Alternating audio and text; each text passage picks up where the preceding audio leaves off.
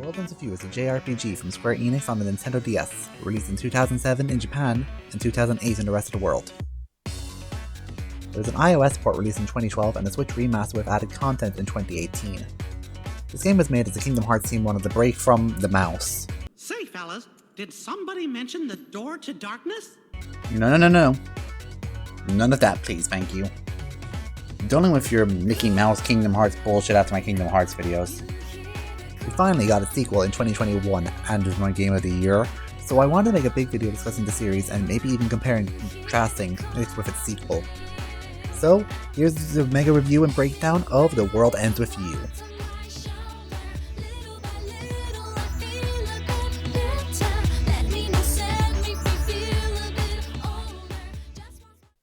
The game began development in 2005, during the development of Kingdom Hearts 2 under the title Emotion Edge. It was originally going to be a rhythm game using DDR gameplay, and with the bumping soundtrack we got, I completely understand where this was coming from. Development went from Emotion Edge to Mini Metal Master, referring to the main character's ability to master psychs. In 2006, it got renamed It's a Wonderful World as the team felt it fit the game's story better. The game was finally released in 2007. 9 months later, it got localized under the name The World Ends With You to avoid copyright with a 1939 movie of the same name. Fun fact, because I can't think of anywhere else to fit this in, the contest was held where fan artists created best concept art, and the top 10 best artists got a free copy of the game. The combat of The World Ends With You is different on each system, so for the simplicity I'll cover all three. First, the DS.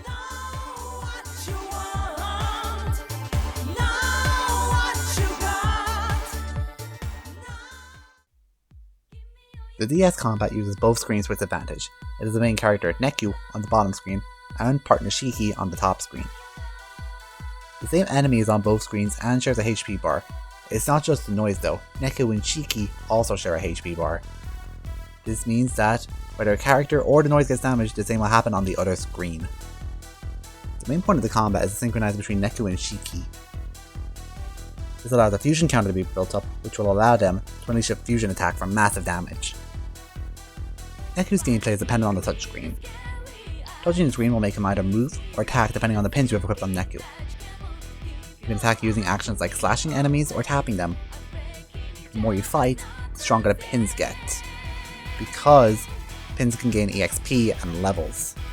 As well as that, the pins gain EXP when you're not playing for up to 7 IRL days. The longer you take a break from the game, the more EXP the pins get. Meanwhile, Shiki's on the top screen is controlled by the D-pad. She has 3 cards on the top of the screen and at the end of her combos. You need to match the cards with the same symbol to boost the sync gauge. Shiki can't be moved like Neku, but she can attack and block. For the iOS port and the handheld mode on the Switch, Shiki is summoned into the fight by rapidly tapping on enemies or by aiming the cursor when you're playing in co-op or dock mode. Out of battle, your job is to complete the mission given to you in the story. You walk around the world map by going from location to location, completing mini-missions to access more of the overworld map. As well as that, there are stores you can go to. Stores are either one of 2 types. They can either be a clothes store or a restaurant.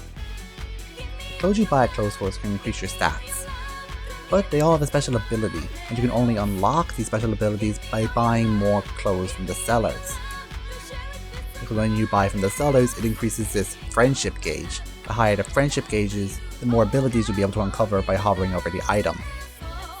Once you buy it, you're not done though, because to equip the clothes on Neku or Shiki, you need the required bravery, and the only way you can increase your bravery as well as the other stats in the game is by digesting food. You digest food by battling. The more you battle, the faster your food digests, but you can't just shovel food into Neku's gullet.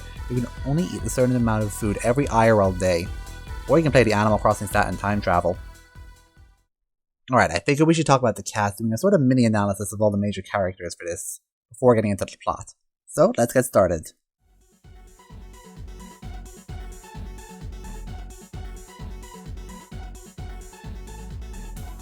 The main character of the game is Neku Sakuraba. He's a slender 15-year-old teenager with blue eyes and orange hair. At the beginning of the game, Neku is a very antisocial and introverted guy, with a disdain for humanity. The wiki says this is a misanthrope. According to the dictionary, a misanthrope is a person who dislikes humankind and tries to avoid human society. This fits early game Neku to a T, as it makes nasty, mean-spirited comments to everyone, and also dislikes Shibuya, seeing how it's noisy and an overpopulated place, which is why he wears his headphones all the time to drown out other people. Neku views friendship as unnecessary burdens, people who just pretend to like you and agree with you, only ending up with both of you getting hurt. Oh, Neku, ever the pessimist. Neku is forced to slowly open himself up to others. This is mostly thanks to Shiki being the person she is, which we'll get into later. As well as that, Neku's a fan of graffiti art and graffiti artist Cat. This is used so people can learn about him, and when he goes to a favorite spot, Yutagawa. Throughout the game, he's being forced to bond with people until he learns the meaning of life and how enriching having friends can be.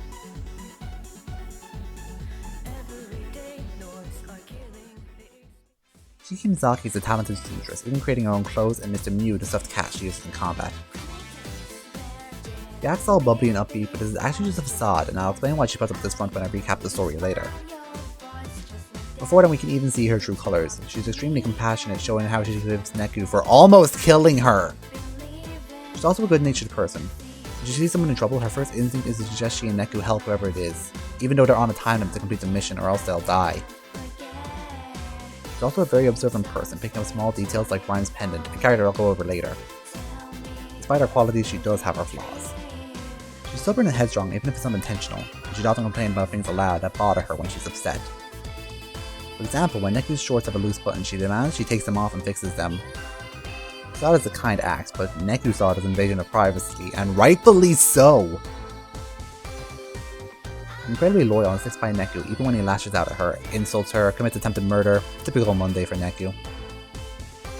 Shiki has an inferiority complex, feeling like her best friend is perfect and she doesn't compare to her. Mood. All in all, she is the catalyst for why Neku has to change her heart due to her upbeat personality, even if it is fake for the most part.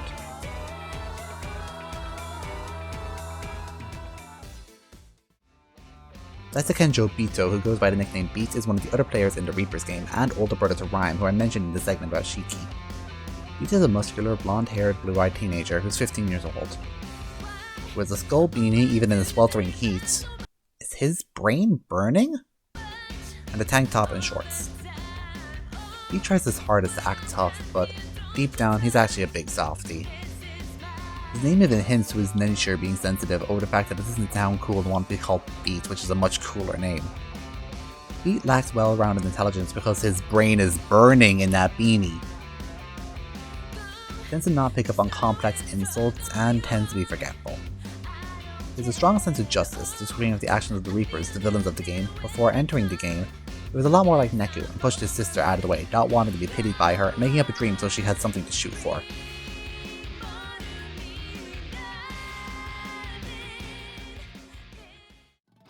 Rhyme is the youngest of the group, only being 14 years old. She has short blonde hair and blue eyes like Beat, which makes sense as they're actually brother and sister. Rhyme is an extremely hard-working person. She offers to help Neku and Shiki whenever possible, as well as, to be frank, she has to be a hard worker to keep up with Beat. She is the optimist of the group and always puts problems Neku and Shiki has or she and Beat experience.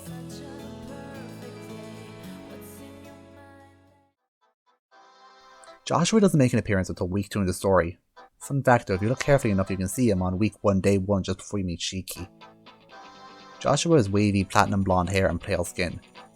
You're warned about Joshua's nature in the game manual before you even play the game. It tells you, and I quote, "He's as sly as they come."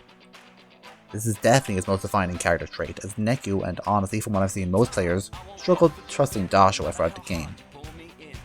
Joshua is extremely intelligent, boasting about his knowledge of the Reapers games and where it takes place. Unfortunately, his snarky attitude often overshadows, as nobody wants to listen to this whiny little bitch. Joshua's a lot like Neku, by that I mean he also suffers from misanthropy. If you don't remember, it's a feeling of disdain towards humanity. It brings up the idea of Shibuya being completely eradicated without the slightest show of sorrow or concern and looking for Neku for validation, but starts to change, seeing that Neku, someone who was just like him a week ago, has somehow also changed. Deep down, Joshua is just lonely. There's a Hanakoma, a side character who's known Joshua for a while, tells Neku he grew up his whole life without any friends, and has been alone most of his life. Joshua even expresses sadness that he can't attend the reunion of the other 4 characters I mentioned earlier, who are probably the only people Joshua considered friends, even if none or only Neku are the ones who reciprocated.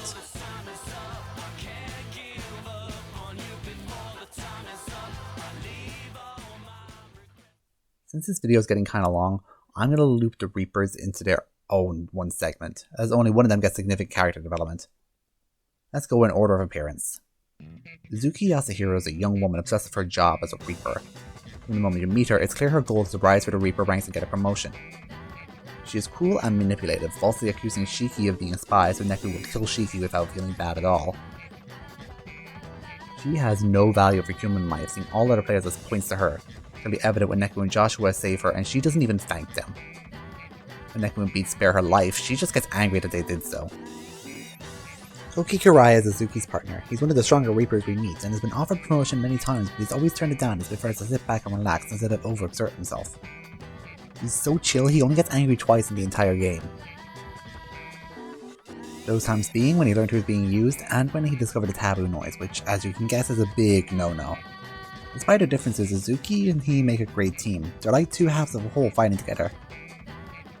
As someone who loses at least 20 time averages to their tag team boss fight each playthrough I do, I can attest to that.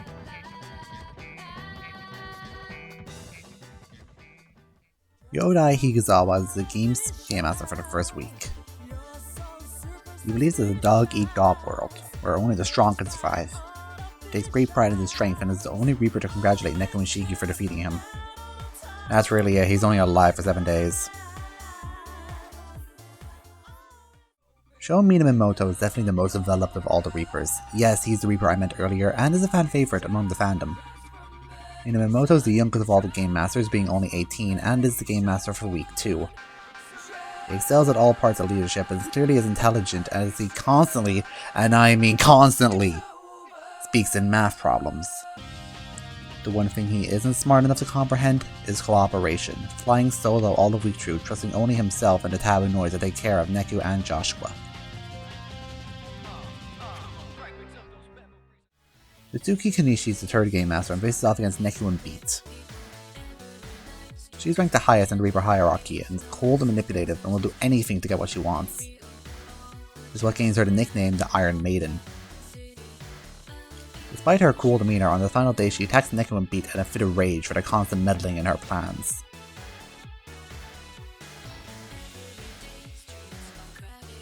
Megumi Kizunagi is the leader of all the Reapers and is referred to as the Composer, second in command to the Conductor, the god of this universe.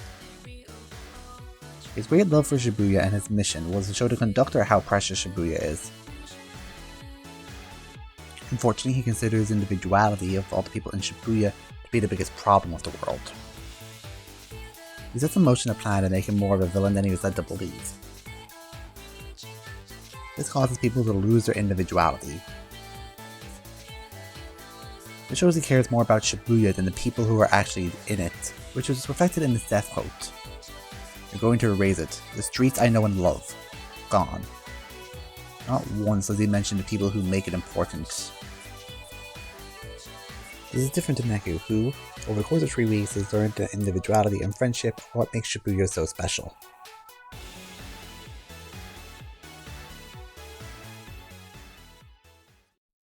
Like most JRPGs, story is the game's best feature, and I highly recommend giving this game a chance if you like what you heard so far.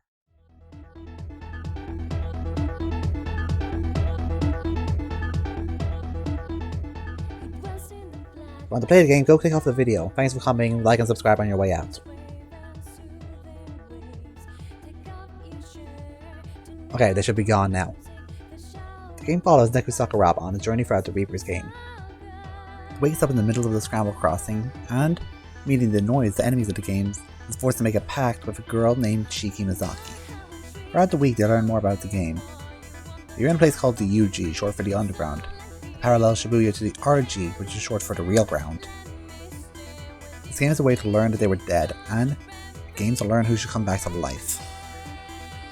Throughout the week, Neku slowly learns about his misconceptions on friendships and how they were wrong. We won't believe he was better off without friends, seeing validation for his actions in only 4 and 5, with Rhyme's death and seeing 2 girls fight by keeping a secret. On the 6th day, Neku starts to learn how friendship can be so important. He sees Shiki turn her jealousy over her best friend so much that when she entered the Reaper's game, she looked exactly like her. That jealousy gets turned into resolve. It inspires him, seeing this is one of the many benefits friends can have, as it's clearly made Shiki a better person. On day 7, when the game is finished, Pete asks to become a Reaper. He says it's how he feels, but it's really to learn if he can try and save Rhyme. Shiki's brought back to life for winning the game, and Neku must play the game again. His memories are returned, which is what he had to give up to enter the game in the first place. But not everything is back. Exactly, he doesn't remember how he died. He returns to the scramble in the UG and is forced to make a pact with Joshua, thus starting off week 2. From the get-go, Neku is pissed off by Joshua's douchey and pessimistic attitude. On the second day, Joshua requests to go to Cat Street and completing the mission, which they'll die if someone doesn't complete. Over the next few days, Minamoto doesn't assign any missions, so he follows Joshua. Fights Beat several days in a row, on the final day, collecting Rhyme's pendant after Beat dropped it. By this time, Neku slowly gets back his memories piece by piece and learns that Joshua is the one who killed him. Joshua tells him his memories are right, but as they have a pact, if Neku takes revenge, he'd be shooting himself in the foot as he needs Joshua alive to fight the noise. On day 6, many of the players fall for Minamoto's taboo noise. Neku learns the true value of empathizing with strangers instead of dismissing them, as now they're gone forever. On day 7, Neku and Joshua to fight Minamoto. He corrupts himself with taboo noise and uses what's left of his energy to fire one last shot at Joshua. He takes it for Neku, letting Neku live, but Joshua didn't really kill him and his killer was Minamoto. Neku is re-entered into one more game because that game was considered null and void due to illegal intervention. He has to enter a third game to return home, and his entry fee this time is all the other players. Week 3 starts off with Neku not having a partner, therefore Beat coming to Neku's defense to repay him for showing kindness and returning Rhyme's pendant that he lost last week. Beat's Reapership, I guess, is revoked, and he's back to being a normal player. Both have to fight off all the Reapers this week, working their way up to Kisanaji. While fighting Kisanaji, he meets Joshua, who's 5 Minamoto's attack by teleporting into another world, which he could do because Joshua is actually the composer, the god of this world. Also, he really was Neku's killer and tampered with his memories to make him think it was Minamoto. Neku and Joshua have a standoff. Despite literally everything that happened in week 2, Neku can't shoot Joshua because of the friendship lessons he learned from Shiki. Forgiving someone no matter how unforgivable the action seems. Admiring the trust Neku has in him, Joshua saves Shibuya. He even brings everyone back to life, including Rhyme. After one more week in the game, Neku goes back to meet the people he now calls friends, giving his life purpose. This story has a message I love. No matter how much you think you can, you won't get anywhere without friends in your life, and that's what makes life so worth it, and that's where I feel is the perfect place to end this video, as Neku's coming of age story is now at a close. This is a message I can personally relate to. After being pretty antisocial for a few years in my own life, and now having friends, I don't want to lose them ever. Thanks for coming and checking out my review on this game. I really like it, and it's one of my favorite games ever. I mean, come on, its sequel is one of my games of the year. With this game at a close, I want to thank you all for coming by, and please check out my other content. Thanks for coming and checking out, and I'll see you all next time. Bye.